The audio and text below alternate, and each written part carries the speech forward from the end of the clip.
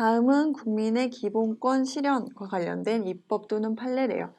입법이라는 건 법을 만들었다는 얘기고 판례라는 건 재판을 해서 나온 결과물이라는 뜻이에요.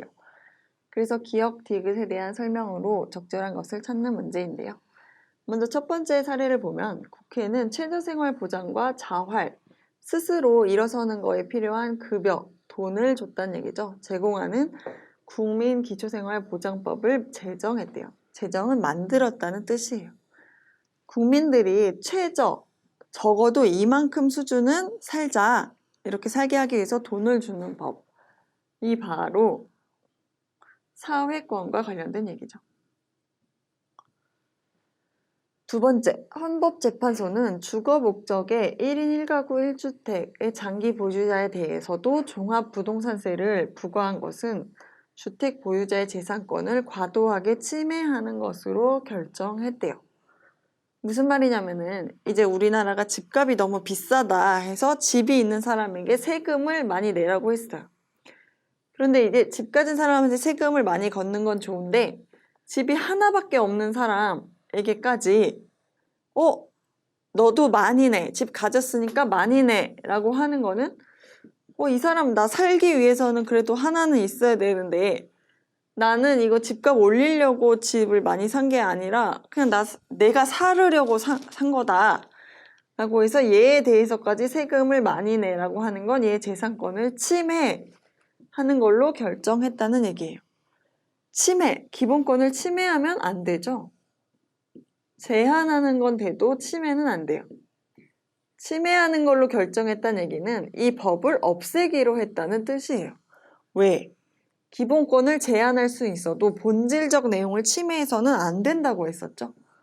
그렇기 때문에 침해했다고 결정한 거는 그럼 이렇게 하면 안 되겠다로 결정했다는 뜻이에요. 그 다음 3번. 국회에서 재외국민의 투표를 허용하는 공직선거법과 개정안을 통과시켰대요. 국민이 외국에 있더라도 투표를 할 수 있도록 보장해줬대요. 참정권과 관련된 얘기죠. 그래서 1번부터 보면 기억은 외부의 간섭과 강제로부터의 자유를 추구한대요. 이건 자유권과 관련된 얘기죠. 2번, 니은은 행정국가화 현상을 초래할 가능성이 크대요. 그런데 2번은 이제 국가가 부동산세를 많이 걷는 거를 금지시킨 거죠. 행정국가화라는 건 국가의 행정적 측면이 세지는 걸 말해요. 행정적 측면이 바로 주택 보유자에게 세금을 부과하는 걸 행정이라고 하거든요. 우리 이제 집값 내릴 거야. 그러기 위해서는 세금을 올려야 돼. 이렇게 행정부가 뭔가 일을 하는 거예요. 집값을 내리기 위해 세금을 올리자. 세금을 올리고 주택을 가진 사람에게 세금을 걷는 거. 이렇게 국가가 일을 하는 거를 행정이라고 하거든요. 그런데 지금 헌법재판소의 니은번은 이거 하지 말라고 한 거죠. 이거 하지 마. 집 한 채 있는 사람에게까지는 하지 마. 행정을 중단시켰어요. 행정을 중단시켰기 때문에 행정이 세지는 행정국가화 현상이 초래된 게 아니라 저지된 거죠. 그래서 2번은 틀렸어요. 3번, 기억은 형식적 평등을, 디귿은 실질적 평등을 추구한다. 국민기초생활보장법은 지금 힘든 사람한테 돈을 주는 거잖아요. 필요한 사람에게 더 많이 잘해주는 거기 때문에 이건 형식적 평등이 아니라 오히려 기억이 실질적 평등이죠. 재외국민에게까지 투표권을 주는 건 지금 우리 국내에 있는 사람에게도 주고 외국에 있는 사람에게도 주고 똑같이 주는 거죠. 이건 실질적 평등이 아니라 오히려 정치는 형식적 평등과 더 연결이 돼요. 그래서 3번은 반대로 써있네요. 4번, 니은은 국가로부터의 자유를, 디귿은 국가의 자유를 추구한다. 니은, 자유권과 연결이 되죠, 재산권은.